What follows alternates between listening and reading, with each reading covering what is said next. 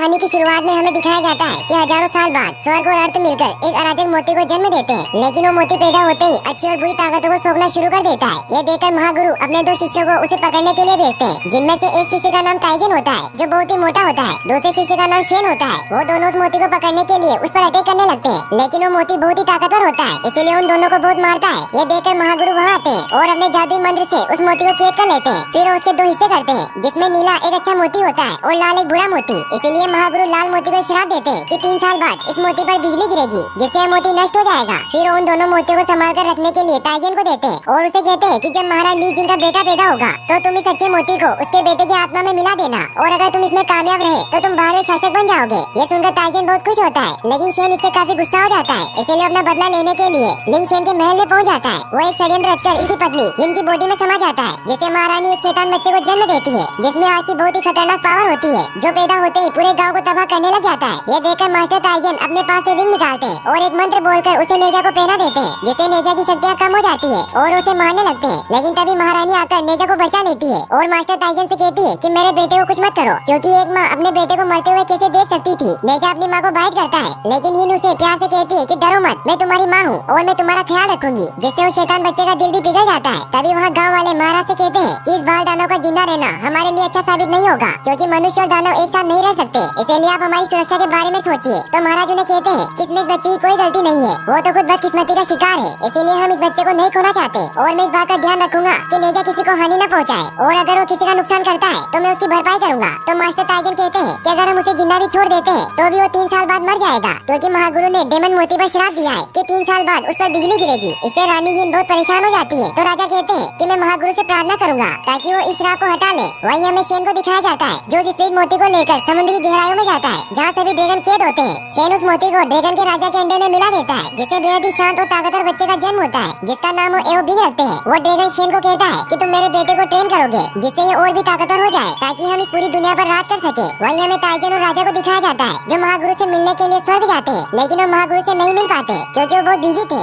लेकिन वहाँ का द्वारपाल उन्हें बताता है कि स्वर्ग का दिया हुआ श्राप हटाया नहीं जा सकता। इससे महाराज काफी दुखी हो जाते हैं। ताइजन उन्हें कहते हैं कि इंसान स्वर्ग में एक दिन से ज्यादा नहीं रुक सकते, इसीलिए हमें दिखाया जाता है जो 1 साल का हो चुका था, लेकिन महाराज और महारानी ने उसे अपने महल के चारों ओर फैले सुरक्षा कवच में बंद कर रखा था, ताकि वो बाहर जाकर इंसानों को परेशान न कर सके। नेजा बैठा बैठा बोर हो रहा था। रानी उसके पास आती है और उसे कहती है कि आप वहाँ बेटे क्या कर रहे हो। तो नेजा कहता है कि मैं इस महल से बाहर नहीं जा सकता और आप भी मेरे साथ नहीं खेलती, मैं बोर हो रहा हूँ। तो रानी उसे समझाती है कि माँ को काम भी होता है, इसीलिए मैं आपके साथ नहीं खेल सकती, लेकिन मैं वादा करती हूँ कि आज से मैं आपके साथ खेलूंगी। इससे नेजा बहुत खुश हो जाता है। फिर वो दोनों साथ में खेलने लगते हैं, लेकिन नेजा की बॉडी बहुत ही पावरफुल होती है, जिससे रानी को खेलते वक्त चोट लग रही होती है, मगर फिर भी अपने बेटे की खुशी की वजह से उसके साथ खेल रही थी। तभी वहाँ एक सैनिक आकर रानी को बताता है कि पास वाले गाँव में किसी ने हमला कर दिया है, इसीलिए आपको वहाँ चलना होगा। लेकिन इससे नेजा काफी उदास हो जाता है, मगर इन उससे वादा करती है कि अगली बार हम और ज्यादा खेलेंगे। लेकिन नेजा उनकी बात नहीं सुनता और उदास हुआ ऊपर बैठ जाता है। रानी भी काफी उदास हो जाती है, लेकिन उन्हें वहाँ से जाना पड़ता है। वो अपने दोनों सैनिकों कहकर जाती है कि तुम नेजा का ख्याल रखना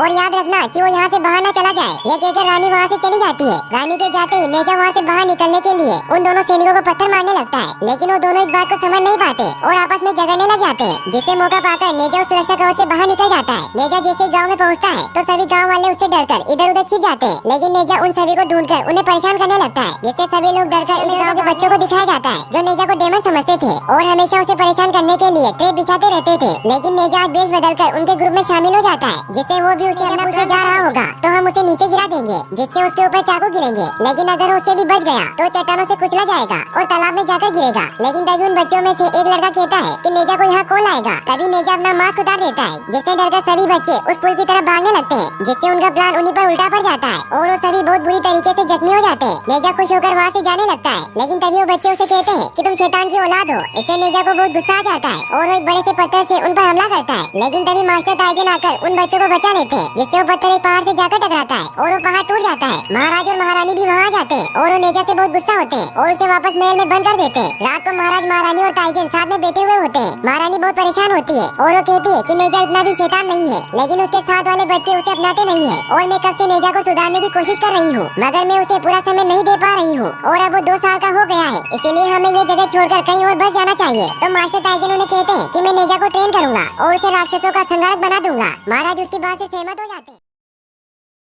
फिर अगले दिन जब नेजा महल में खेल रहा होता है तब उसे बगीचे में एक मेप दिखाई देता है और वो जैसे उसे टच करता है तो उसके अंदर चला जाता है, जिससे वो मेप में बनी बहुत ही खूबसूरत जादुई दुनिया में पहुंचता है, जिसकी खूबसूरती देखकर नेजा भी हैरान रह जाता है। मास्टर ताइजन भी वही होते हैं और उसे एक जादुई ब्रश दिखाकर कहते हैं कि इसकी मदद से तुम सब कुछ बदल सकते हो। फिर वो उस ब्रश की मदद से जादुई ट्रिक बनाकर दुनिया की सैर करने लग जाते हैं, जिससे नेजा को काफी मजा आता है। फिर ताइजन उसे कहते हैं कि मैं तुम्हें जादू सिखाऊंगा, तो नेजा उसकी बातों पर विश्वास नहीं करता क्योंकि उसे लगता था कि मास्टर को कुछ जादू नहीं आता, वो सिर्फ ब्रश की मदद से ही जादू कर सकते हैं। तो मास्टर उसे अपने जादू का नमूना दिखाते हैं जिसमें वो इल्यूजन क्रिएट करते हैं, जिससे नेजा को ऐसा लगता है कि सब असली है, लेकिन असल में जलावा होता है। लेकिन नेजा इससे काफी खुश होता है और वो मास्टर को जादू सिखाने को कहता है। तो ताइजन उसे कहते हैं कि तुम्हें इसे सीखने के लिए बहुत मेहनत करनी होगी। फिर वो उसके कान में एक मंत्र बोलते हैं। नेजा उस मंत्र की मदद से इल्यूजन क्रिएट करने लगता है, लेकिन उससे नहीं होता। ये देखकर ताइजन बहुत खुश होता है और वो मन ही मन में कहता है कि मुझे इसे सीखने में 6 महीने लग गए, तो ये बच्चा क्या सीखेगा। वहीं फिर हमें दिखाया जाता है कि ताइजन वहीं सो रहे होते हैं। तभी रानी उनके पास आती है और उन्हें कहती है कि मुझे अपने बेटे से मिलना है। तो ताइजन उसे कहते हैं कि मैं उसे जादू सिखा रहा था और वो यहीं पर था, लेकिन नेजा वहाँ नहीं होता। तो रानी को तालाब में नेजा की बॉडी दिखाई देती है। ये देखकर वो काफी परेशान हो जाते हैं। ताइजन जल्दी से जाकर नेजा की बॉडी को बाहर निकाल कर लाते हैं। तभी उन्हें पता चलता है कि वो तो नेजा का इल्यूजन होता है, क्योंकि अब उसने उस जादू में महारत हासिल कर ली थी। ताइजन भी इससे काफी हैरान होते हैं क्योंकि वो भी जानवरों को जादू से बदल नहीं सकते थे, इसलिए वो नेजा को कहते हैं कि तुमने कैसे किया, लेकिन नेजा उन्हें नहीं सिखाता और उन्हें परेशान करने लगता है। तभी महाराज और महारानी भी वहाँ आ जाते हैं और वो ताइजन की मदद करते हैं। फिर ताइजन नेजा को कहते हैं कि तुम अपने घुटने झुकाओ, मैं तुम्हें सब सिखाऊंगा कि लोगों की दानों से रक्षा कैसे करें। तो नेजा कहता है कि मुझे कुछ नहीं सीखना और वो वहाँ पत्थर पर जाकर लेट जाता है। तो उसकी माँ उसे कहती है कि तुम मुझे बुद्धू नहीं बना सकते, क्योंकि तुम भी चाहते हो कि दुनिया तुम्हें बात याद आती है जब वो अपनी उम्र के बच्चों के साथ खेलना चाहता था, लेकिन लोगों ने उसे डेमन कहा और उसे बहुत मारा। इससे नेजा बहुत दुखी हो जाता है। तो उसकी माँ उसे कहती है कि तुम बुरे मत बनो, तुम्हारे माता पिता राक्षसों से लोगों की रक्षा करते हैं। तो नेजा कहता है कि फिर लोग मुझे क्यों मारना चाहते हैं और वो तो मुझे डेमन समझते हैं। तो राजा उसे झूठ कह देते हैं कि तुम्हारा जन्म अच्छे मोती की जीवन ऊर्जा से हुआ है, जिस वजह से तुम इतने ताकतवर हो। फिर रानी उसे कहती है कि लोग बुरे नहीं है, लेकिन वो तुम्हें तब तक नहीं अपनाएंगे जब तक तुम बुराई का अंत करने में उनकी मदद न करो। फिर हमें दिखाया जाता है कि नेजा कुछ ही महीनों में बहुत ही शक्तिशाली हो जाता है और वो दुश्मनों को खत्म करने लगता है। लेकिन फिर हमें पता चलता है कि ताइजन मैजिक ब्रश की मदद से नेजा को ट्रेन कर रहे थे। फिर वो उसे ये सब फास्ट फॉरवर्ड करके बताते हैं कि तुमने शैतानों का अंत तो किया, लेकिन इसमें तुमने बहुत से मासूम लोगों की जान ले ली। तो नेजा कहता है कि असली नहीं है। तो राजा कहते हैं कि इससे पता चलता है कि तुम में सिर्फ ताकत है, लेकिन तुम उसका सही इस्तेमाल नहीं करना चाहते, इसलिए वो मास्टर को उससे जादुई भाला वापस लेने को कहते हैं। तो नेजा भी मास्टर की जेब में वो भाला रख देता है, लेकिन वो वहाँ से जादुई ब्रश निकाल लेता है और वो वहाँ से निकल जाता है। वहीं हमें दिखाया जाता है कि एक राक्षस समुद्र से निकलकर एक घर की तरफ आता है और वो वहाँ एक कुत्ते को खाने लगता है, लेकिन तभी नेजा वहाँ पहुँच जाता है और उस राक्षस को कहता है कि इस कुत्ते को छोड़ दो, लेकिन वो उसकी नहीं सुनता। तो नेजा उसे बहुत मारता है, लेकिन फिर वो राक्षस पानी में चेंज होकर वहाँ से भागने लगता है। नेजा उसका पीछा करता है और आग से उस पर अटैक करता है, जिससे पूरे गाँव में तबाही मच जाती है। वहीं रास्ते में वो राक्षस एक छोटी लड़की को उठाकर अपने साथ पानी में लेकर जाने लगता है और वो नेजा को कहता है कि समुद्र में मुझे कोई नहीं पकड़ सकता। लेकिन तभी वहाँ बिंग आकर सारा पानी बर्फ बना देता है। बिंग वही होता है जिसे शेन ने स्पीड मोती से बनाया था। बिंग उस राक्षस को बहुत मारता है और उस लड़की को बचा लेता है, लेकिन ये बात नेजा को बर्दाश्त नहीं होती क्योंकि वो खुद ही उस लड़की को बचाना चाहता था, इसीलिए वो उस लड़की को वापस उस राक्षस के हवाले कर देता है ताकि वो खुद ही उस लड़की को बचाए। और फिर वो बिंग को मारने लग जाता है, जिससे बिंग को भी पता चल जाता है कि वो कोई साधारण लड़का नहीं है, इसीलिए उन दोनों के बीच फाइट होने लग जाती है और नेजा बिंग का नकाब भी हटा देता है, जिससे उसे पता चल जाता है कि वो एक ड्रैगन है क्योंकि उसके सर पर सींग होते हैं। फिर वापस से उन दोनों में फाइट होने लग जाती है। ये देखकर वो राक्षस भी अपने पत्थर बनाने वाले बुलबुलों से उन पर हमला करता है, लेकिन नेजा को ये बात पता नहीं होती और वो एक बुलबुले को छू लेता है, जिससे उसका हाथ पत्थर का बन जाता है और वो राक्षस उस लड़की को कच्चा ही निकल जाता है। ये देखकर बिंग बहुत ही फास्ट उन बुलबुलों से बचता हुआ राक्षस के पेट पर वार करता है, जिससे वो बच्ची बाहर आ जाती है, लेकिन उसके जहर की वजह से उसकी पूरी बॉडी पत्थर की बन जाती है। फिर वो राक्षस उसके टुकड़े करने लगता है, लेकिन तभी नेजा उसे बचा लेता है। राक्षस उससे बचने के लिए हर तरफ अपने बुलबुले फैला देता है, लेकिन नेजा भी बहुत चालाक होता है और वो उन बुलबुलों से बचने के लिए बिंग की बॉडी को अपनी ढाल बनाता है और उस राक्षस को बहुत मारता है, जिससे वो राक्षस भी हार मान लेता है और वो उसे उसका एंटीडोट दे देता है, जिसे इस्तेमाल करके नेजा खुद को और बिंग को सही कर देता है। फिर वो राक्षस उनसे माफी मांगकर वहाँ से चला जाता है। बिंग नेजा को उसकी जान बचाने के लिए थैंक्स कहता है। फिर वो दोनों साथ में खेलने लग जाते हैं। खेलते खेलते उनको शाम हो जाती है। नेजा बहुत उदास हो जाता है क्योंकि आज तक उसके साथ इतनी देर तक कोई नहीं खेला था। बिंग उसे एक शंख देकर कहता है कि आज से हम दोस्त हैं और जब भी तुम मेरे साथ खेलना चाहते हो तो किनारे पर आकर इसे बजाना, मैं जरूर आऊंगा। तभी वहाँ गाँव वाले आने लग जाते हैं। ये देखकर बिंग वहाँ से चला जाता है। नेजा सभी गाँव वालों को कहता है कि मैंने इस बच्ची की राक्षस से जान बचाई है, लेकिन कोई भी उसकी बातों पर विश्वास नहीं करता और एक लड़का उसे कहता है कि तुम राक्षस हो, जिससे नेजा को बहुत गुस्सा आ जाता है और उस लड़के पर हमला कर देता है। ये देखकर सारे गाँव वाले नेजा को मारने लग जाते हैं, लेकिन नेजा को कुछ नहीं होता और उन सभी लोगों को मारने लग जाता है। तभी ताइजन वहाँ आकर नेजा को पकड़ लेते हैं। वहीं बिंग ड्रैगन महल जाता है, जहाँ अपने मास्टर शेन को कहता है कि मैंने आज का अभ्यास पूरा कर लिया और मैंने एक दोस्त भी बनाया है जिसका नाम नेजा है। ये सुनकर शेन बहुत गुस्सा हो जाता है और उसे कहता है कि वो तुम्हारा दोस्त दोस्त नहीं है बल्कि दुश्मन है, क्योंकि वो डेमन मोती से पैदा हुआ है, इसीलिए तुम्हें उसे हराना होगा। तो बिंग शेन से कहता है कि क्या और कोई रास्ता नहीं है, क्योंकि नेजा ने उसकी जान बचाई थी, इसीलिए वो नेजा को नुकसान नहीं पहुंचाना चाहता था। तो बिंग के पिता ड्रैगन किंग उसे कहते हैं कि गॉड ने हमें कई सालों से यहाँ कैद किया हुआ है और तुम ही हमारी आखिरी उम्मीद हो जिससे हम यहाँ से आजाद हो सकते हैं, इसीलिए तुम अपनी दोस्ती को छोड़कर अपने प्लेन पर ध्यान दो। वही हमें नेजा को दिखाया जाता है जो अपने माता पिता से बहुत नाराज होता है, क्योंकि उसे लगता था कि उसे प्यार नहीं करते। तभी महाराज और महारानी उसके पास आते हैं। यिन उसे कहती है कि 10 दिन बाद तुम्हारा जन्मदिन है और सभी गाँव वाले तुम्हें बधाई देने आएंगे। तो नेजा उसे कहता है कि मेरे पैदा होने से खुश नहीं है तो मुझे बधाई देने क्या आएंगे। तो राजा उसे कहते हैं कि तुम्हें बधाई देने जरूर आएंगे, क्योंकि उन्हें पता चल गया है कि तुमने सच में उनकी जान बचाई है।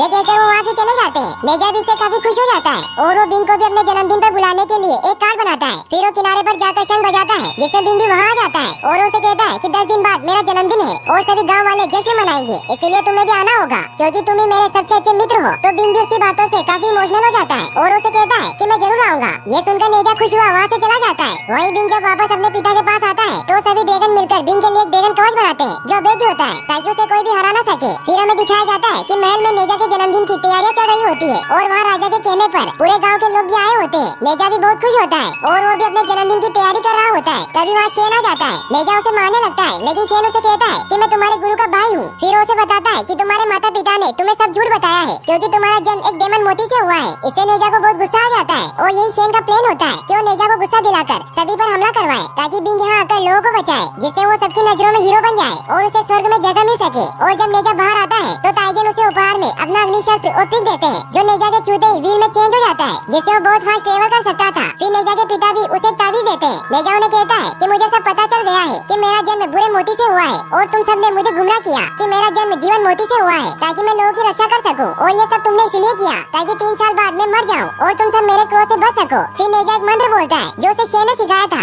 जिससे उसके गले में लगा कड़ा खुल जाता है और अपने पूरे रूप में आ जाता है। वो बहुत ही ताकतवर हो जाता है और वो सभी लोगों को मारने लगता है, लेकिन महाराज और ताइजन उसे रोकने लगते हैं। वो सभी को कहते हैं किसी वो कड़ा नेजा को शांत कर सकता है, क्योंकि किसी ने इसकी बुरी ताकतों पर कब्जा कर लिया है। सभी वो कड़ा ढूंढने लग जाते हैं, लेकिन वो कड़ा शेन के पास होता है। बिंग भी वही होता है। शेन उसे कहता है कि जब नेजा अपने माता पिता को मारेगा तब तुम वहाँ पहुँचकर लोगों की रक्षा करना, जिससे लोग तुम्हें अच्छा मानने लगेंगे और सभी तुम्हारा सम्मान करेंगे। तो बिंग शेन को कहता है कि नेजा ने मेरी जान बचाई थी, इसीलिए अगर मैं उसे नहीं बचा सकता तो मुझे उसके माता पिता को बचाने दीजिए। तो शेन उसे वो कड़ा दे देता है, लेकिन उसे कहता है कि अगर इंसानों को तुम्हारा सच पता चल गया कि तुम एक ड्रैगन हो तो तुम्हें भी राक्षस मानेंगे। लेकिन बिंग उसकी बात सुने बगैर ही वहाँ से चला जाता है। वहीं नेजा अपने पिता को मारने लगता है, लेकिन तभी बिंग वहाँ नकाब पहनकर पहुँच जाता है और वो राजा को बचा लेता है। नेजा और बिंग में फाइट होने लग जाती है। बिंग नेजा को पकड़ लेता है और वो कैसे भी करके नेजा को कड़ा वापस पहना देते हैं, जिससे नेजा वापस छोटा हो जाता है। लेकिन वो अभी भी सभी से बहुत गुस्सा होता है, इसीलिए वहाँ से भाग जाता है। राजा बिंग को तेज कहते हैं, लेकिन उन्हें उस पर शक होता है क्योंकि उन्होंने उसके सर पर जीवन मोती का निशान देख लिया था, इसीलिए उसका नकाब उतार देते हैं, जिससे सभी को पता चल जाता है कि वो भी एक ड्रैगन राक्षस है। ताइजन बिंग को कहता है कि महागुरु तुम्हें सजा देंगे क्योंकि तुम्हारे पिता ने जीवन मोती चुराया है। तभी शेन भी वहाँ आ जाता है और वो बिंग को कहता है कि तुम 4 लोगों को बचाना चाहते थे, लेकिन अब सभी को मरना होगा क्योंकि सभी को हमारी सच्चाई पता चल गई है। फिर शेन सभी को बताता है कि मैंने ही जीवन मोती चुराया था। तो ताइजन उसे कहता है कि महागुरु तुम्हें सजा देंगे। तो शेन उन्हें कहता है कि तुम सब मरने वाले हो, इसीलिए मेरी शिकायत कौन करेगा। फिर शेन बिंग को भड़काता है कि इंसान किसी भी राक्षस को नहीं अपनाते,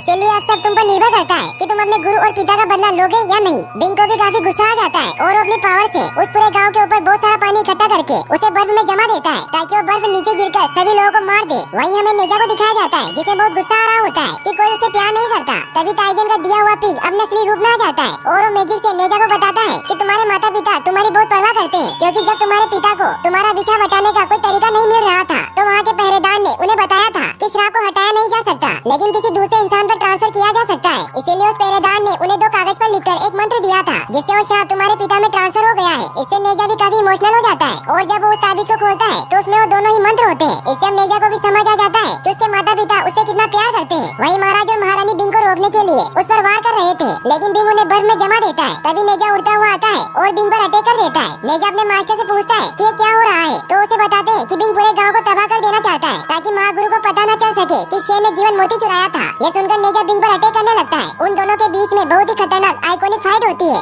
लेकिन नेजा की शक्तियाँ कड़े की वजह से कम पड़ रही थी, इसीलिए वो अपने मास्टर का सिखाया हुआ जादू इस्तेमाल करता है और शेन में चेंज हो जाता है, जिससे बिंग कंफ्यूज हो जाता है। वहीं शेन और ताइजन भी आपस में लड़ रहे होते हैं। तभी नेजा और शेन आपस में टकरा जाते हैं, जिसका फायदा उठाकर नेजा अपने मैजिक से अपना हथियार भी चेंज कर लेता है, जिससे बिंग शेन को नेजा समझकर उसे मारने लगता है। नेजा भी शेन को मारता है, लेकिन तभी ताइजन अपने मेव से उन पर हमला करते हैं, जिससे वो सभी उस मेव के अंदर चले जाते हैं। जाते हैं। टाइजन और नेजा वहाँ से ब्रश की मदद से निकलने लगते हैं, क्योंकि ब्रश के बिना इस मेड़ से बाहर नहीं निकला जा सकता था। इसीलिए उन सब में ब्रश के लिए लड़ाई होने लग जाती है, जिससे वो सभी साथ में उस मेड़ से बाहर निकल जाते हैं। नेजा और शेन आपस में लड़ने लगते हैं। तभी बिंग नेजा के माता पिता को मारने लगता है। ये देखकर नेजा खुद को आगे कर लेता है और उन्हें बचा लेता है, जिससे नेजा बेहोश हो जाता है। ये देखकर बिंग ऊपर जाकर बर्फ पर हमला करता है ताकि सारी बर्फ नीचे गिर जाए। बर्फ नीचे गिरने लग जाती है। ये देखकर नेजा वापस से वो मंत्र बोलता है, जिससे उसके गले में लगा कड़ा खुल जाता है। उसकी पावर बहुत बढ़ जाती है और वो ऊपर जाकर उस बर्फ को नीचे गिरने से रोकने लग जाता है। बिंग नेजा को कहता है कि तुम इन्हें क्यों बचा रहे हो, तुम्हारा जन्म तो दानव के रूप में हुआ है। तो नेजा कहता है कि कोई देवता या दानव नहीं होता, मैं अपनी नियति खुद लिखूंगा।